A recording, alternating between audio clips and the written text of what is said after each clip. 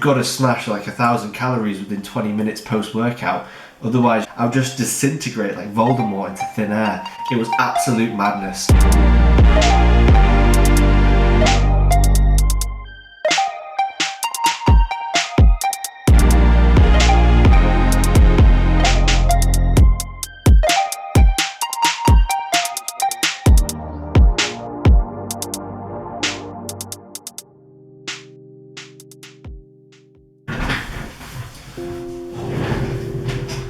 Good day, friends. How are we today? Today is going to be a bit more of a informative video, going through the kind of the 5 principles that I wish I'd known when I first started lifting. So basically, you guys are going to get some advice that I wish I had had. Now, if I could create like a time warp and just jump right through that, almost like Back to the Future. Doc, I'm from the future. And find myself as I was walking to the gym on the very first day, I'd be like, bro, hold up, you're about to make a hella lot of mistakes, so here's this, this and this, and these are going to be the 5 things I show you today. But first, got my fake monster on deck, 0 cal. Liar! Well, 11 cals. Let's get stuck into it. I have put together some notes.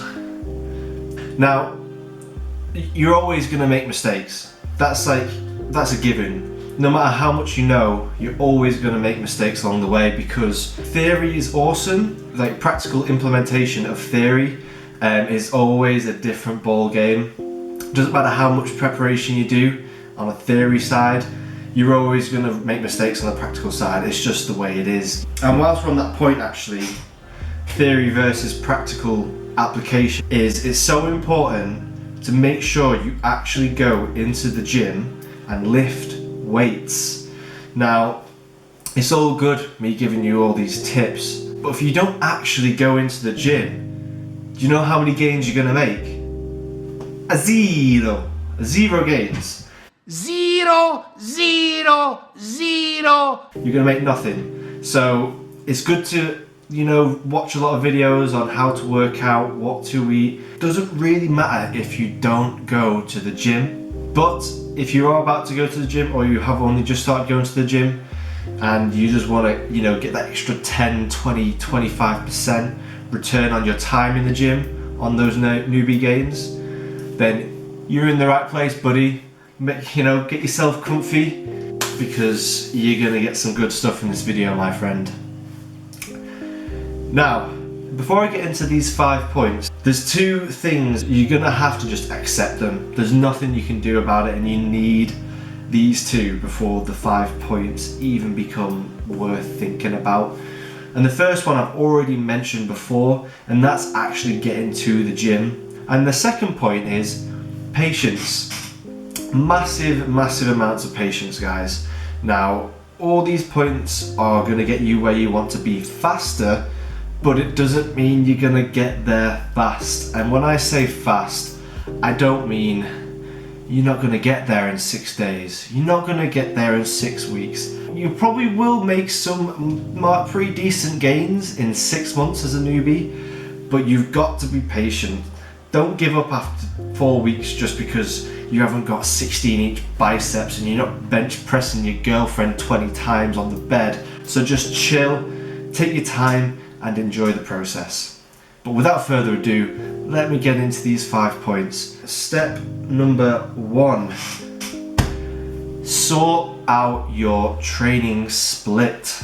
Now, when I say sort out your training split, I mean just get a goddamn program, guys. You could be a brain dead zombie and still do it.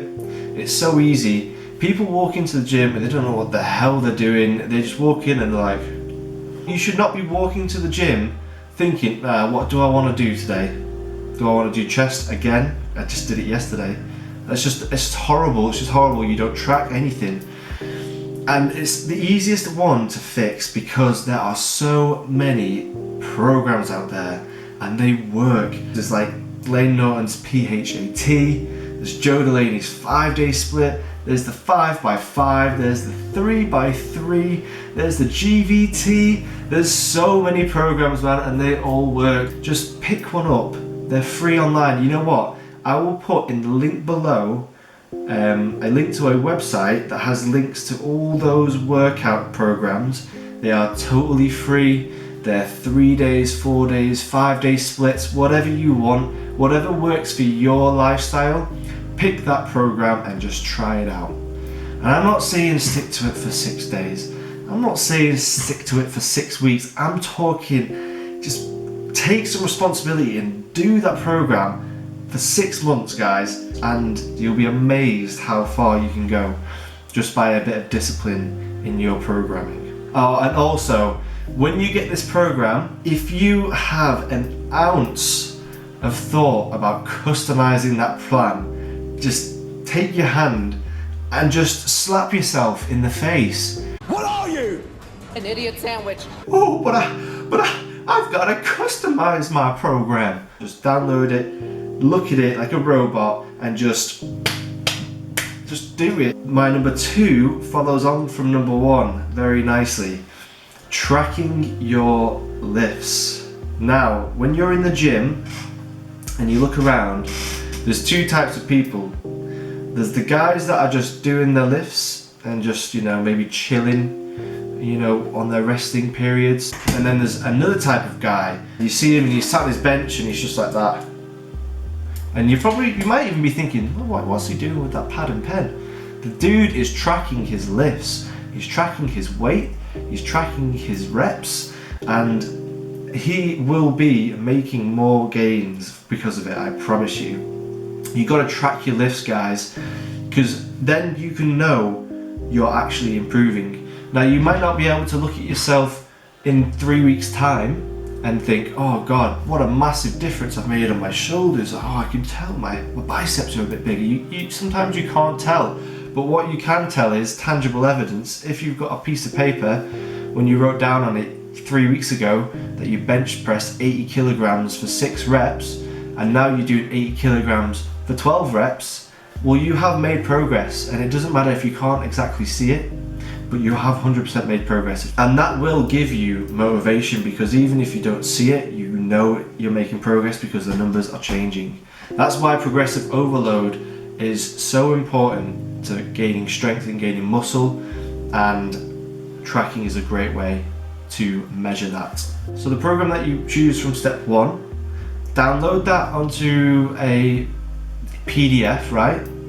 And then print off that full PDF of that workout schedule 6 or 7 times, right? So you've got 6 or 7 copies of that same workout split.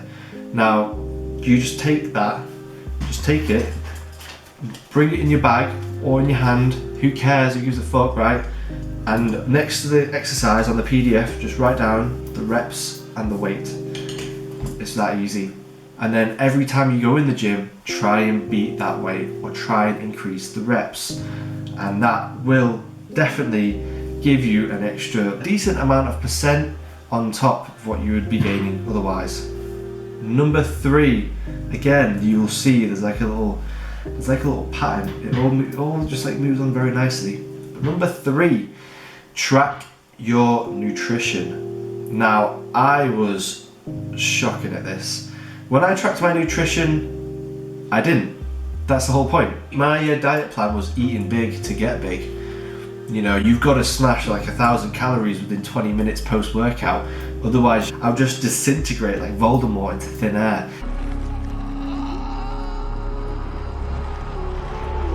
It was absolute madness. So this is why I'm telling you now, you gotta just get your head around on nutrition. And I'll probably do a more in-depth video on nutrition, but you've just got to get some foundational knowledge on it. Just track your calories, track your protein. In most cases, you don't know whether you're eating too much, and if you're eating too much, you're putting on excess fat and more fat than you need to. And if you put on more fat than you need to, then you will eventually get to a point where you have to diet back down to get to a reasonable level of body fat. Now, the leaner you can bulk, or main gain as some people call it, the longer you can continue in that lean gaining phase and not have to do the cut. It's just a lot more sustainable and it's a lot more gradual rather than having to do some massive badass bulk where you put on like 20 pounds in 20 weeks. My mouth's watering. You're gonna want to put a big... Whoa! Stop! What? What have I said about knocking? And then you have to cut about 15 of that and then you have to spend like 6 weeks in a deficit to get rid of like the 12 to 15 pounds of fat that you got unnecessarily. So that is it, track your nutrition. MyFitnessPal is what I use. It's an unreal app. It's free to download. Once you get used to tracking the foods that you usually eat, and once you've got it in your MyFitnessPal, it's so easy to add it. You can scan the barcode, boom, bash, done. And at least you know that that key part of your fitness lifestyle is covered. Now on to point 4. This one's more for the guys. Train your legs. I know the last thing guys want to do is train legs. There's nothing special about it. No one really cares about a leg pump. Have you ever seen someone in the gym go up to the mirror and go, "Oh, look at my legs"? The only pump that people care about is the ones where they do shoulders, arms and chest, or their back where they're doing some back pose. No one cares, like everybody wants upper body. Upper body is always the favourite day, but you cannot neglect your legs. I didn't train legs for my first 4 years of lifting and it was a bad idea. Came out looking like a top heavy gym meathead and that's not a good look. Once you get imbalanced functionally as a human being, it's just not a great time, mate. You just train your legs. It's not that hard. You just gotta get a bit more motivation. But you can start small, even if you don't like legs because you don't like doing squats or you don't like doing deadlifts or anything like that's hard. Don't do them. If it's a choice between not doing legs at all, but doing some leg work with a leg press or a leg curl or an extension, then awesome. Just do that. But at least you're doing something. And don't give me that BS saying, well, oh, I play football or I play rugby or I play tennis or I play some sort of sport. That doesn't count for a leg day, guys. I've used that excuse. I know what you're doing.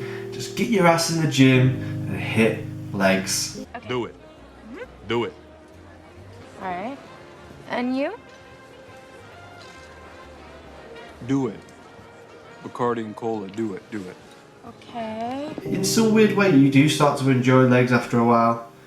That's if you're a sick weirdo like me, but you know. Point number 5. Now, this is something you naturally learn as you go through the years, and it's probably something you're gonna completely ignore me on. I'm not gonna lie. You're probably gonna listen to this and think, yeah, I mean, he's making a good point, but I'm still gonna do it. And that's fine, because I know you probably will, but I'm gonna say it anyway. Ego lifting is a bad idea. The only thing an ego lift does is increase the risk of your injury. That's the only thing it does. The things that it doesn't do, that you think it doesn't impress anyone.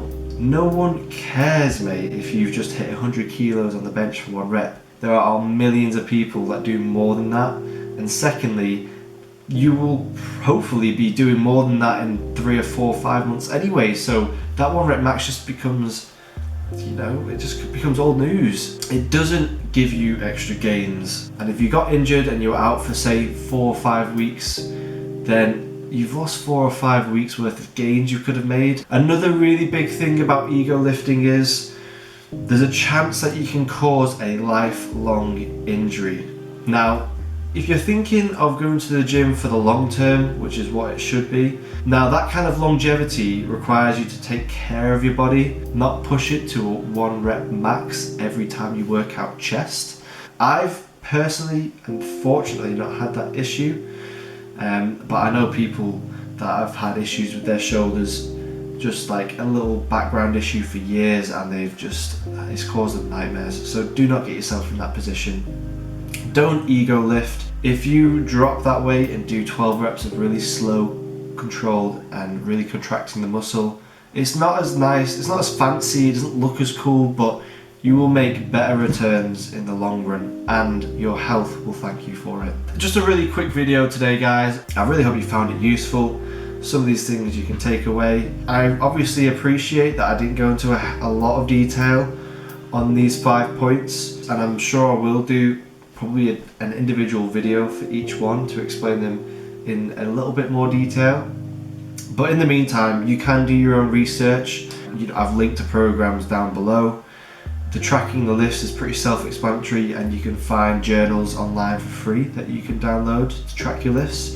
You can use MyFitnessPal to track your nutrition in terms of how many calories you should be eating or the macros you should be following. There are lots of basic calculators out there that you can use to calculate kind of a foundation of macros for you to work from. The point on legs is very self-explanatory. Just train them and follow what the legs protocol is in your program. And number 5, do not ego lift. And the easiest way to not do that is make sure that you're following the program rep range, which for most programs will usually lie between 5 and 15. Those rep ranges are very safe, providing that you do a reasonable warm-up before your first compound exercise. So there you go. I didn't want to ramble on too long on this video, just get some quick fire points over to you guys. If you liked the video, make sure you smash that like button down below and really get the YouTube algorithm on my side. If you want to see more videos like this in the future and on these 5 topics especially, make sure you subscribe to my channel. I hope to catch you in the next one. Take it easy. Peace.